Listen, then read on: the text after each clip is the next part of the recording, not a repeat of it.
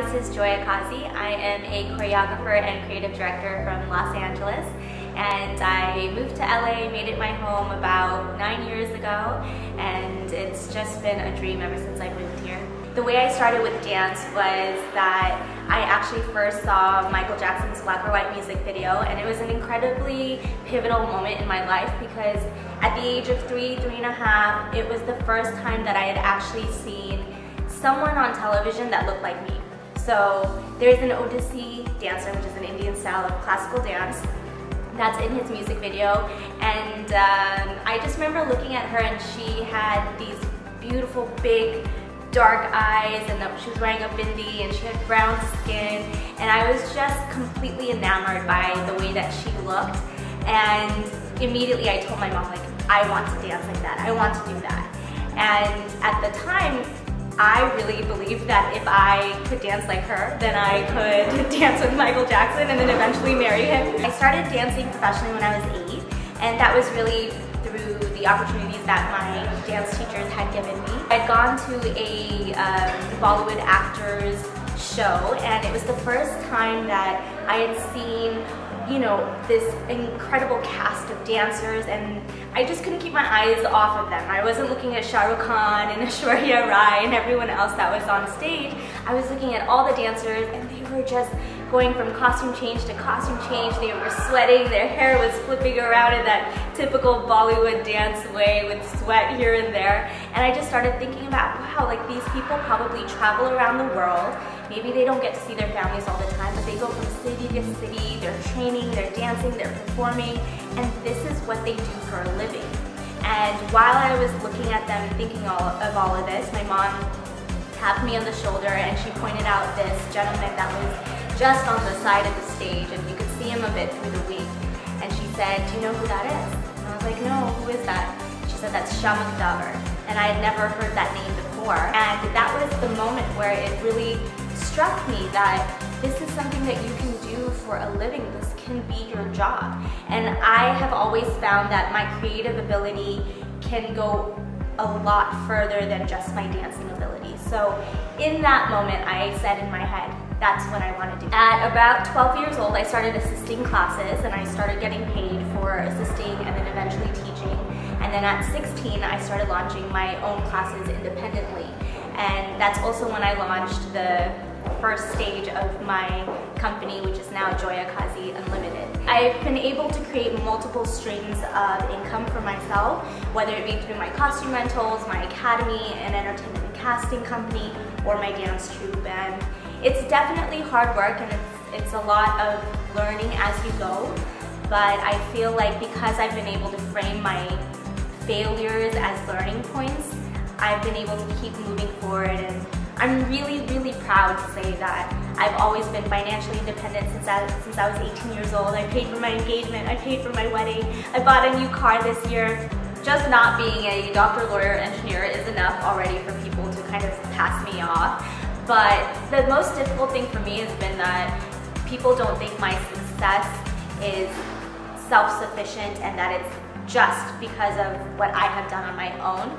And people really think that the only reason why I can just dance is because either I'm funded by my parents or by my doctor husband. The aunties are always like, "Oh, beta, so like I saw you on that TV show, but what are you doing now?" And I'm like, "What do you mean, what am I doing now? I've never done anything else. Like, I have never done anything but dancing, pursuing dance full force my whole life." So I told this one auntie, I have an entertainment and casting company, I have a dance troupe, I have an academy, I myself am my own brand. I'm constantly working, you know? And then another auntie comes in, butts into the conversation. She's like, "Oh, by the way, her husband's a doctor, you know? He's a chief resident doctor." And then this auntie goes, "Oh, that's why you can just dance." And I have gotten to a point where I can really bite my tongue, but it's incredibly frustrating because what our own Indian society and females in our society are doing is really underestimating the power of any female entrepreneur.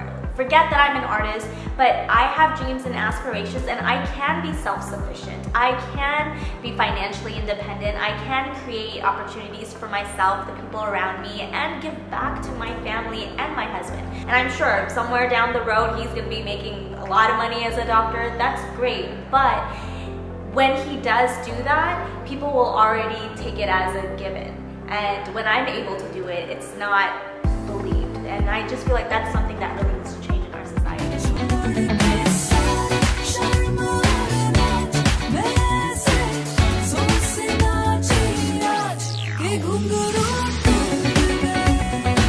I actually just got back from touring in London and Montpellier, which is the south of France. I was able to go and teach master classes and perform and teach, so it was just such an incredible experience to meet dancers in different countries and see so many non-Indian dancers that are so passionate about not just Bollywood dance, but Indian classical dance. So that was really, really wonderful. I also got to teach in New York earlier this year. And just a few months ago, one of my videos was nominated for the Universal Dance Awards favorite concept video. So this is my Madhuri Dixit Tribute video that I made earlier this year. And this was just such an exciting moment for me because this really means that Indian dance and Indian music is being brought to the forefront of the regular industry. And in the same week, the video was also featured on Deewane, which is Madhuri Dixit's dance TV show. You never think that Madhuri Dixit is actually going to see your video and that she's going to even think anything of it, right? You just kind of make it and you hope that people see it and they enjoy it.